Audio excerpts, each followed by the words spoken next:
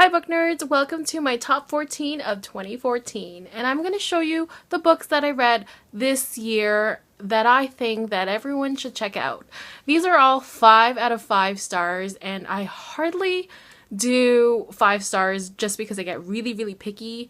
Being a blogger for so many years, I tend to read the same kind of story, and I find these ones are more original than others.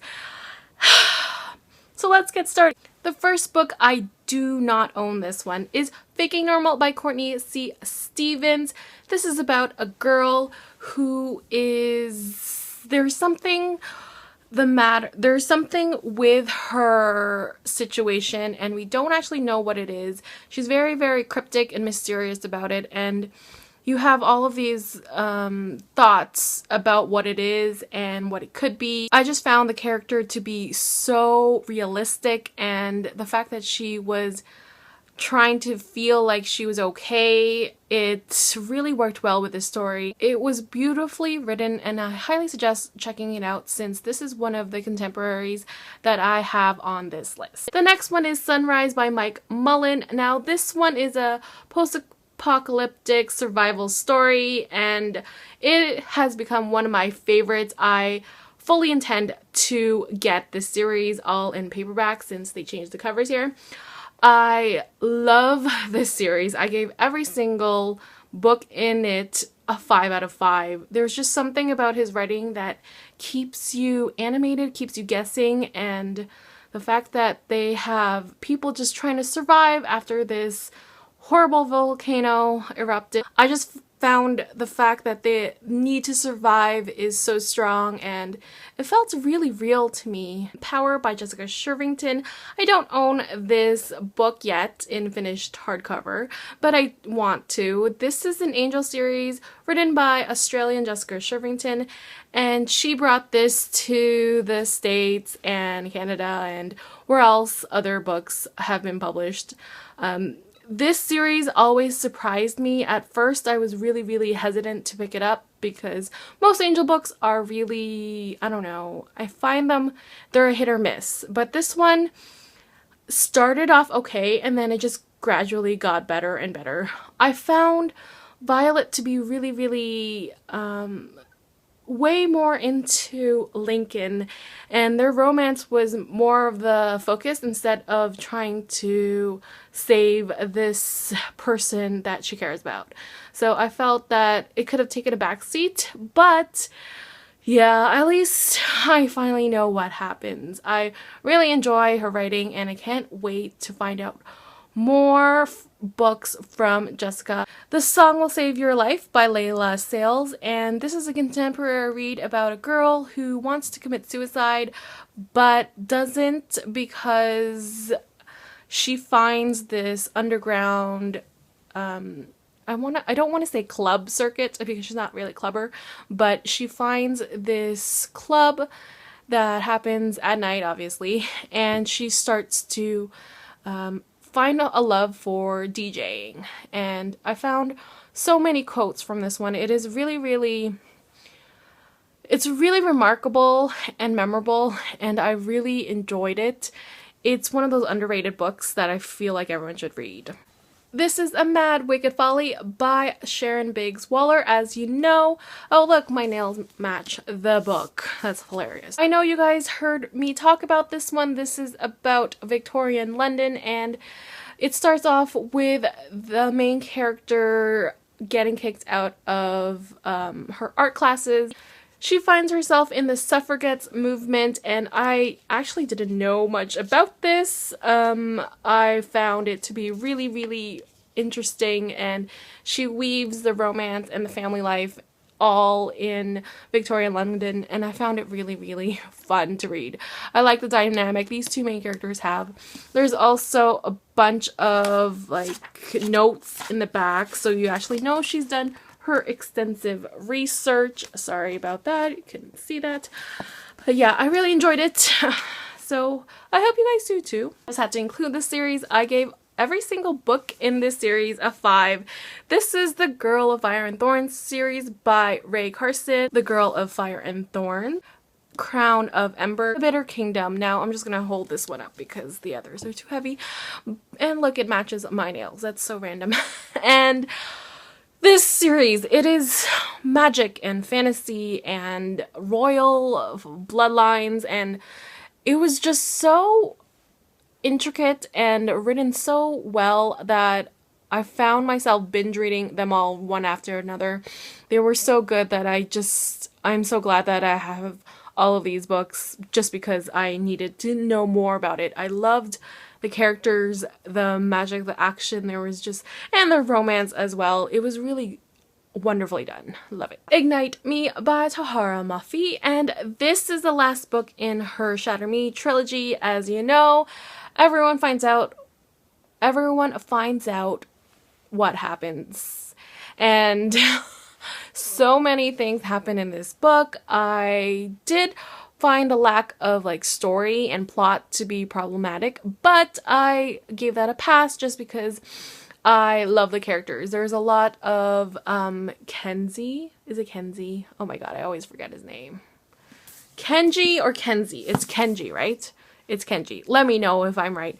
But oh my god, so much Warner love in this one. Loved it. Loved it, and I am so glad that this series is finally ended, but I just need more Warner. I hope they I hope Tahara does a spin-off series or something with Kenji. This is the Forever Song by Julie Kagawa, and this is her Blood of Eden series, last book in the trilogy, and we finally find out what happens to, and the hunt for this person wasn't anticlimactic. It was so climatic that I need to reread the series. I found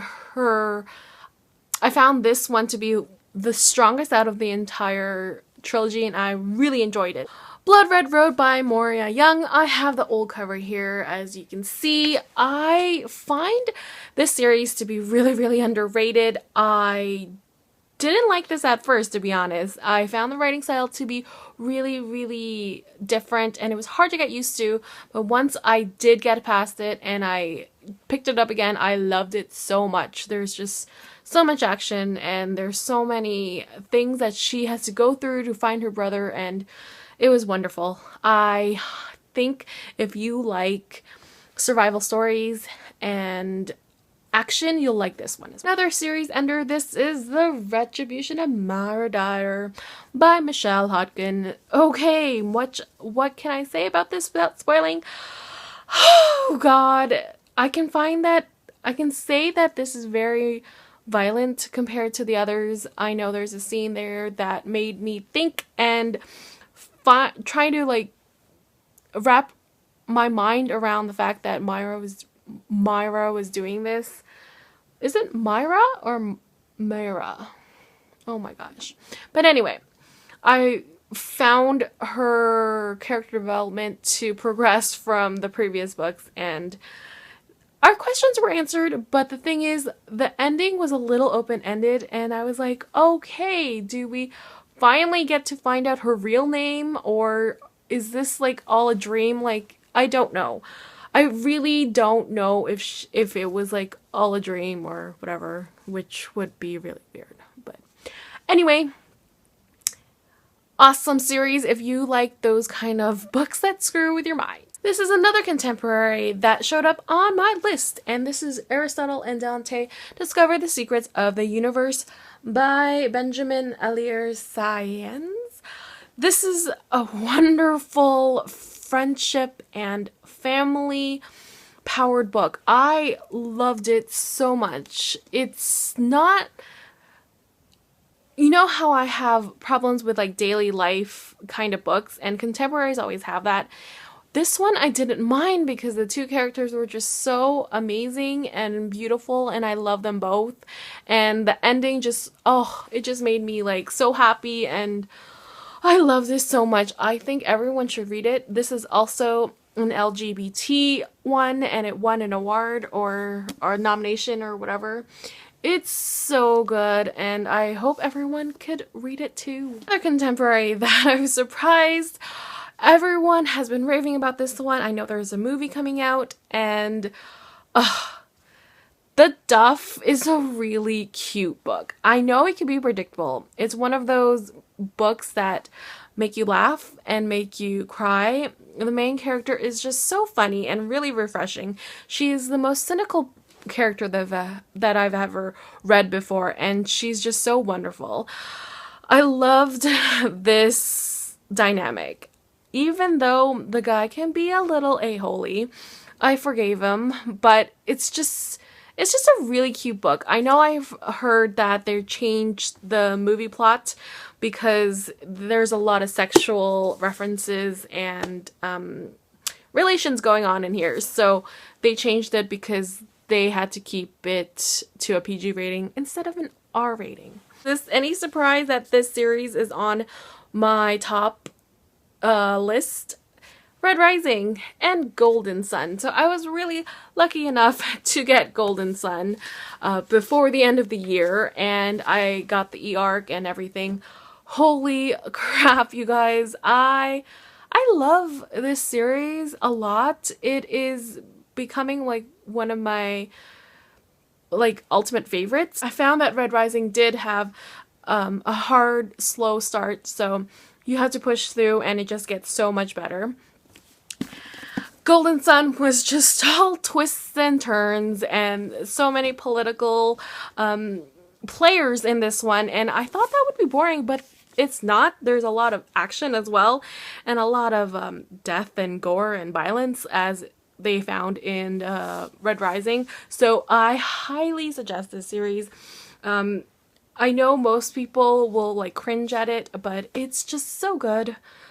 I cannot wait for the last book, Morningstar. And my last book here is The Bone Season by Samantha Shannon. I found the series to be really intricate. It is very, very confusing at times, but I found that if you go back a bit and reread some parts, then you won't get as lost, because I knew I was lost. There's so many things to keep track of, which I enjoy, but one of the things that really spoke to me is the romance. I didn't think it was instant at first.